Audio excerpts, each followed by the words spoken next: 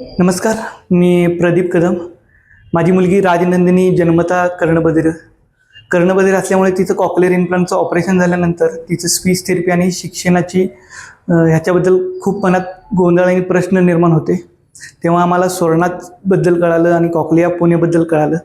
मग आम्ही मुलीचं ॲडमिशन राजनंदिनीचं इथे केल्यानंतर तिच्या बोलण्यात, तिच्या ऐकण्यात जो फरक जाणवला किंवा थेरपीमध्ये किती फायदा आपल्या बाळांना होतो, आपल्या मुलांना ऐकण्यासाठी किंवा बोलण्यासाठी स्पीच थेरपीचा आणि या शिक्षण संस्थेचा किती फायदा होतो हे आम्हाला कळालं. सामान्य विश्वास निर्माण झालेला आहे या संस्थेमुळे.